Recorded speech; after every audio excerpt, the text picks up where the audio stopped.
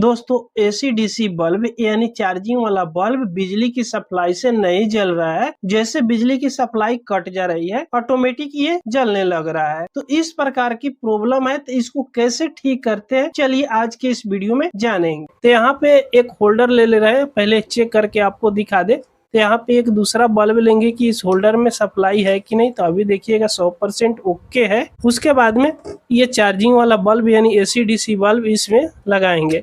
तो जैसे यहाँ पे लगाए ना, तो अभी यहाँ पे आप देख पाओगे कि ये नहीं जल रहा है, ना ब्लिंकिंग कर रहा है, ना डिम जल रहा है। और जैसे सप्लाई कटेगा ना, ये ऑटोमेटिक जलने लगेगी। तो इसको कैसे ठीक करेंगे? तो ठीक करने के लिए सबसे पहले इस डिफ्यूजर को खोलेंगे। तो इसको खोलने के लिए कोई भी स्क्रू ड्राइवर लीजिएगा और इस तरह यहाँ पे देखिएगा हल्का सा एक शॉक होगा डिफ्यूजर और बॉडी के बीच में। तो इसमें लगाकर इस तरह दबाइएगा ना चारों तरफ से हल्का हल्का, तो ये खुल जाती है। पहले से हम इसको खुले हुए थे इसलिए ये आराम से खुल गया। आप पहली बार खोलोगे तो हो सकता है थोड़ा सा चारों तरफ से आपको इस तरह करना होगा। अब यहाँ पे देखिएगा कि SMD LED लगाई हुई है। इस प्रकार की प्रॉब्लम में SMD LED भी खराब हो जाती है या बोर्ड से भी फॉल्ट होता है। तो हम दोनों चेक करके दिखाएंगे। इसमें आपको 3 वायर देखने को मिलेगा, एक तो कॉमन वायर मिलेगा और 2 मेन वायर मिलेगा, यानी एक बैटरी का और एक बिजली की सप्लाई का। तो इसको कैसे चेक करेंगे? तो यहाँ पे होल्डर में पहले इसको लगा देंगे। अब यहाँ पे आप क्लियर देख पाइएगा, इस MCPC पे क्लियर लिखा हुआ है। ये व्हाइट वाला जो तारा है ना, ये वाला ये मेन लिखा हुआ है और ये रेड वाला पे यहाँ पे R लिखा हुआ है, ये P लिखा होगा और यहाँ पे ये B लिखा हुआ है, यानी बैटरी का तार है। जब सप्लाई कटती है तो ये ब्लैक वाला तार में सप्लाई आता है, तो ये MCPC भी काम करता है। तो बैटरी वाला तो बिल्कुल कनेक्शन ओके है, बैटरी से जल रहा है, लेकिन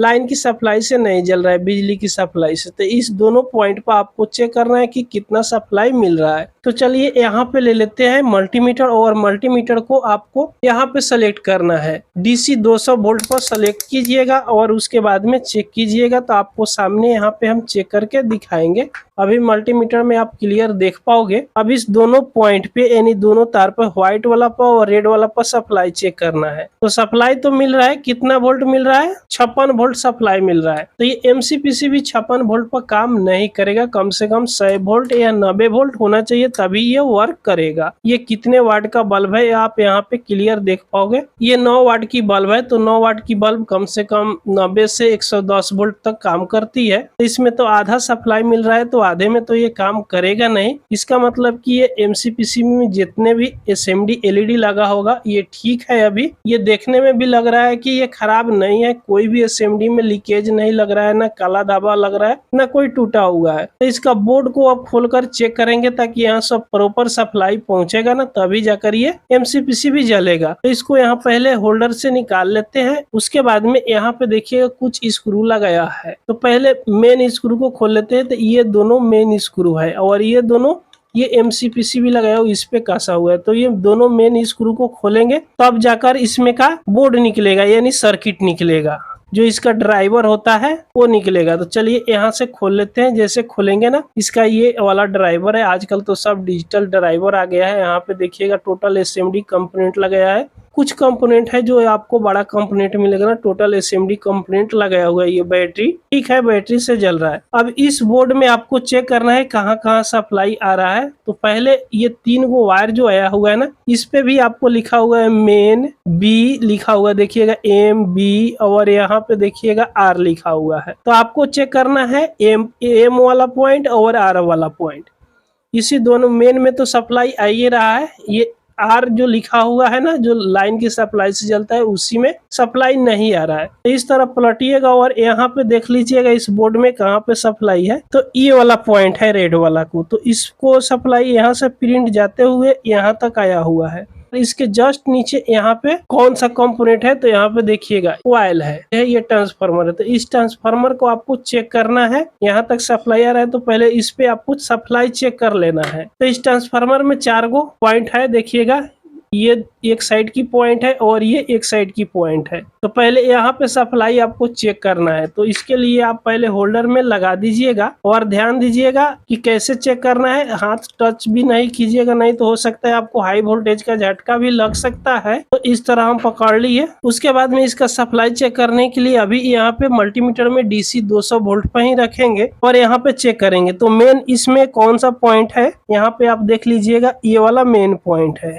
ये वाला, और ये R जो लिखा हुआ है R वाला पॉइंट है। तो इस दोनों पर चेक करेंगे कितना मिल रहा है, वही 56-57। तो ये ब्लैक वाला प्रोब इसी पे रहने देंगे मेन पे, और ये R का जो पॉइंट है लाइन वाला सप्लाई यहाँ तक आया हुआ है, तो यहाँ तक भी ठीक है। अब इसके सामने वाला जो इस ट्रांसफार्मर लगा हुआ है, इसके जस्ट सामने वाला पॉइंट ये वाला है। तो इस पे चेक करेंगे कि इस पे कितना सप्लाई मिल रहा है। तो यहाँ पे तो वही 56-57 मिले थे, इसको जस्ट सामने यहाँ पे चेक कीजिएगा तो कितना सप्लाई मिला है। देखिएगा यहाँ पे सप्लाई अप डाउन कर रहा है, यानी कम हो रहा है ज्यादा हो रहा है। इसके जस्ट सामने वाला पर देखते हैं, तो ये तो दूसरे पॉइंट है, तो इस पे नहीं कुछ बता रहा है। इस पे चेक करेंगे तो इस पे भी कुछ नहीं बता रहा है।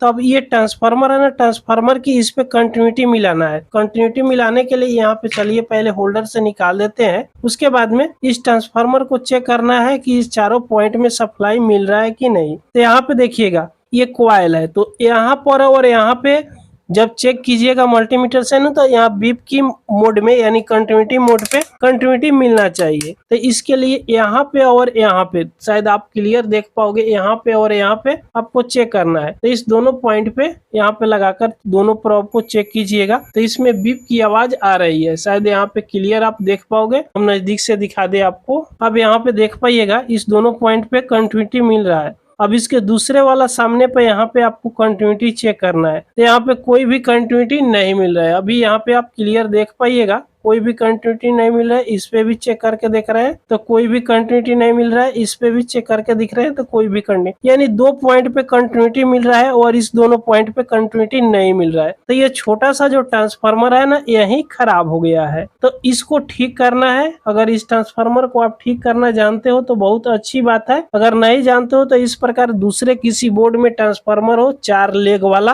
तो ये ट्रांसफार्मर को आप चेंज कर दीजिएगा ना, तो फिर इसका प्रॉब्लम ठीक हो जाएगा। तो पहले इसको चलिए शॉर्ट करके देखते हैं कि शायद ठीक हो जाए। तो उसके लिए यहाँ पे चलिए होल्डर में लगाकर देख लेते हैं पहले। तो यहाँ पे लगा दिए, उसके बाद में आपके सामने यहाँ पे हम रख दे रहे हैं और क्लियर दिखाना चाहेंगे। तो उसके लिए हम ये चिमटा ले लिए और चिमटा लेकर जो दो पॉइंट पे कंटिन्यूटी नहीं मिल रहा था उस पे टच करके देखेंगे। तो जैसे टच किए ना, देखिएगा ये LED ग्लो यहाँ पे करने लगा। देखिएगा ये ग्लो कर रहा है, लेकिन प्रॉब्लम जानते हैं कहाँ है कि ये LED बल्ब पूरा फुल रोशनी के साथ में ग्लो नहीं कर रहा है। इस प्रकार शॉर्ट कर दे रहे हैं तो ये LED जलने लग रही है, लेकिन फुल रोशनी के साथ में नहीं जल रही है। अभी देखिएगा यहाँ पे फुल रोशनी के साथ में ये नहीं जल रहा है। तो प्रॉब्लम यही खड़ा होता है कि जब तक इस ट्रांसफार्मर को आप चेंज नहीं कीजिएगा, दूसरा नहीं लगाइएगा, जब तक ये फुल रोशनी में नहीं जलेगा।